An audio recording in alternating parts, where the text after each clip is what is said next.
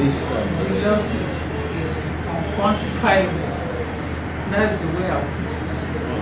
Because it's not only to truck owners alone, it's even to the economy of Nigeria.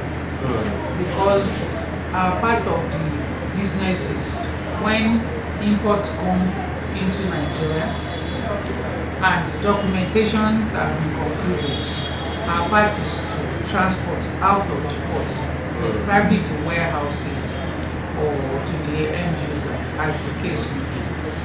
But when you look at what happens with the traffic, even that we thought that we have found the hole when the TTP program came on board, and what we are seeing now, we know that it's not only truckers that are having the loss.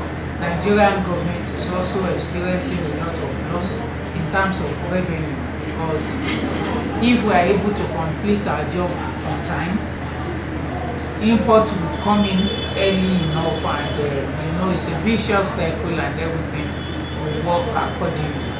So it's not only truckers that are bearing the brunt, it's a general thing, but our own is seriously enormous, because most of the companies that are into transportation, you have the owner of the truck is losing a lot of money, the driver also is losing a lot of money because of the turnaround. Most of the drivers are on commission, so if you go 3 or 4 trips in a week, that's how your money you'll be able to meet up with your responsibility, say vis-a-vis that of the truck owner.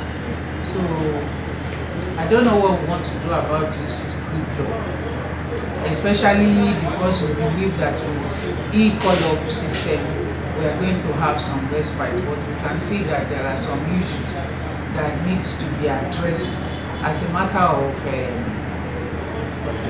swiftness to correct some of the problem. We believe also that as the e-call-up has come into regime, that is going to be work in progress. We cannot say because we have e-call-up and because of that we will go and sleep. Issues will come up and we'll be dealing with it as it comes up, owing to the sincerity of the agencies in charge. That's what I have to say.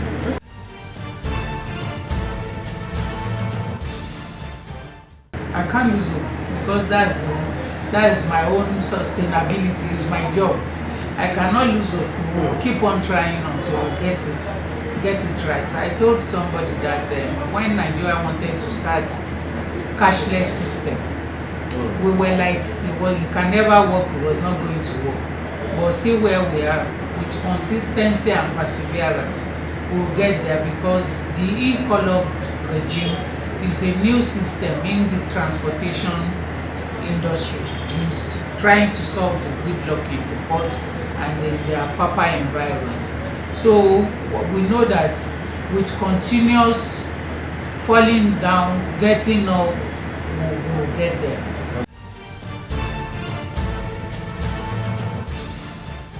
That is Nigerian for you. You know that we are very quick to judge. We don't give.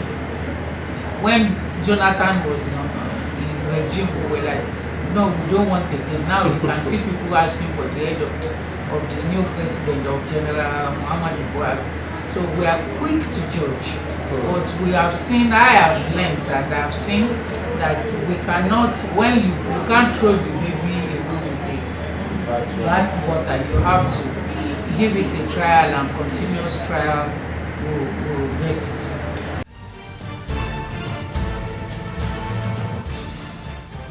Number one factor, infrastructure is not in place in terms of road construction.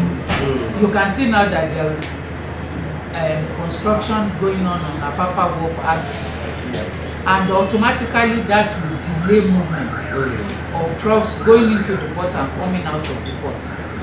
The Apapa Tinkan axis, the road they have been doing it forever, it has not been concluded. So you have that in it now, on the side of the government, they have not provided infrastructure, road infrastructure for operation to be smooth into going into the port. That is number one for government. Number two for government is enforcement.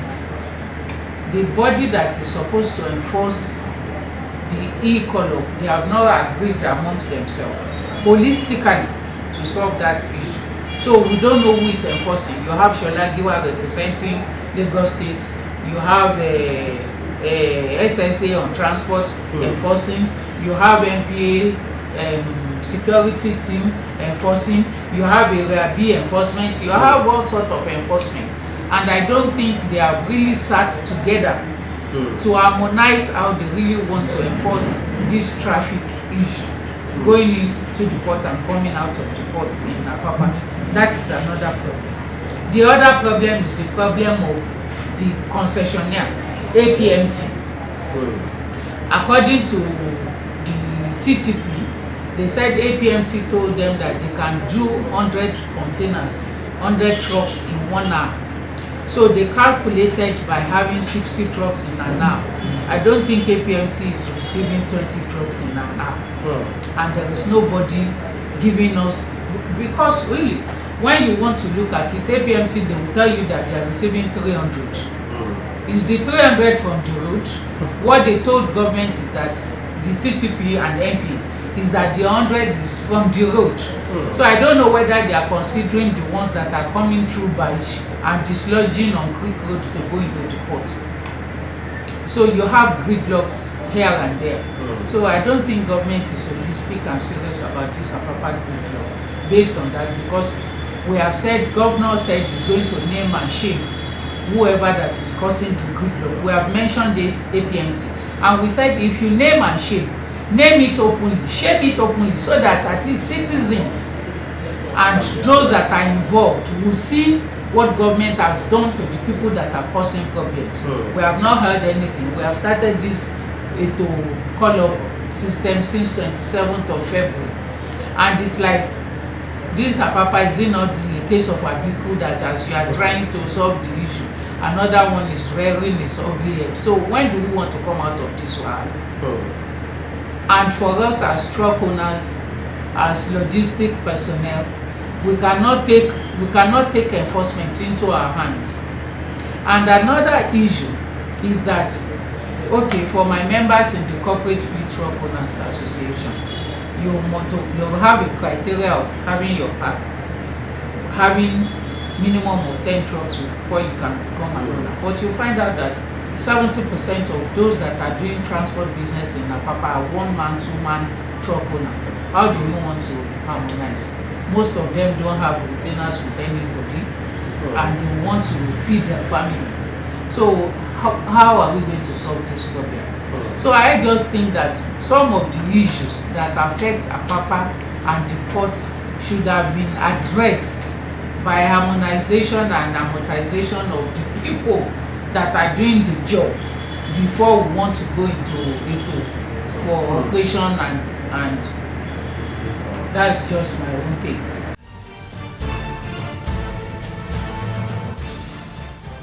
We will be addressing the problems as it comes. We will be addressing it as it comes, because you know that Apapa transport business is not only, it has a lot. You have those that are exporters, those that are transporting export, you have those that are transporting open cargo, you have those that are transporting containers, you have the tankers, you have the river, you have the small fish buses, all going into the port.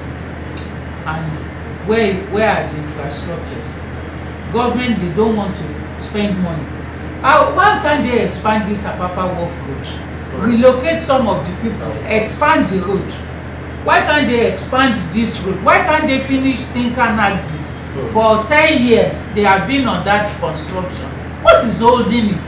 So it's like you are talking about kidnappers and the X-men, and you are saying government is doing. We are not seeing the results. It's the same as Apapa. So I just conclude that Apapa issue is the microcosm of the Nigerian enlarged issue.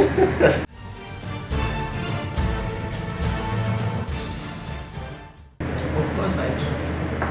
When we started the minimum safety standard, why we supported was number one, for safety of human lives and goods. Number one, human lives are wasted when you have issues with truck. Goods are falling, and insurance sometimes they want to give you excuse.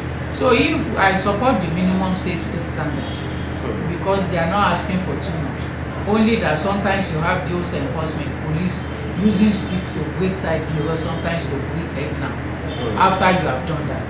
So I support minimum standard, and also support the fact that agencies, monitoring agencies and enforcement agencies should talk to their men not to destroy the truck. In terms of if driver misbehave, they should punish the driver instead of punishing the truck, because those are the things that will not make you meet minimum standard. You can imagine a driver that has been on the road going to the port for 3 days, ongoing, and will get to a point that police will ask for something, or last mile will ask for something, and the driver will not want to comply. Then they use their stick to break either the side mirror or the headlamp. So what will happen to the driver? He will turn back after spending 3 days. He will want to go to the port. I want to go and settle himself. So I support minimum standard, because they are not asking for too much. What? Have your headlamp, have your tires, have extra tire, make sure that your side mirrors are there, and those are the essentials. It's a yearly thing. We renew the minimum standard sticker every year. It's a yearly thing, but at least the standard should not wait until a year, because if anything happens to the truck in between the year, it's the responsibility of MPA at the gate to turn the truck that does not have side mirror, does not have headlamp or whatever, to turn them to go and fix before coming, even that you have the sticker.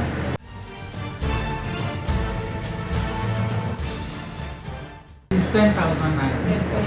It's 10,000 naira. They are not using it to give us anything, but we have fought it and we cannot win government. So we have decided to let go. Let go and let peace reign.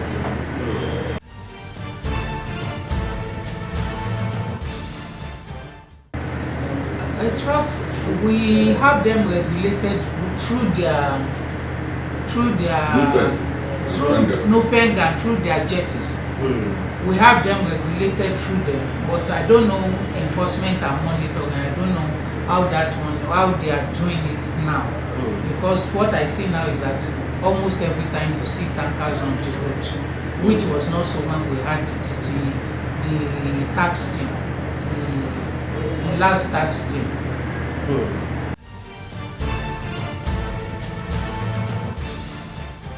Average amount for a truck is Tokumbo, not brand new. It's almost 20 million naira. Wow.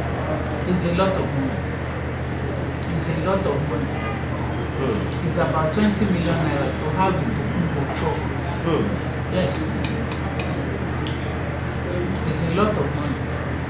And you know the prices are not coming down. The spare parts, tires and all the things that you need to make sure that your truck is in good shape.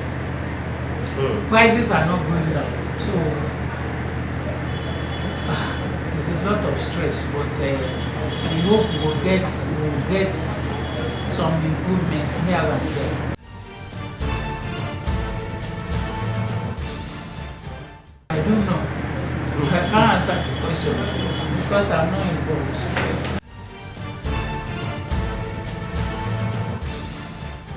It's because there is freedom of association. Government allows for freedom of association. You are free to register association and have people.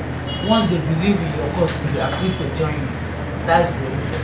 Nobody can force anybody. But you know that we have an umbrella association called Contour.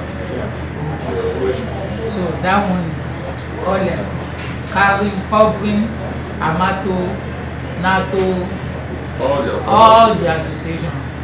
Maun, Kotuan, Actua, all the association are under Contour. But it does not make them reach their initial house. So it's just like an umbrella association, but you still maintain your local license.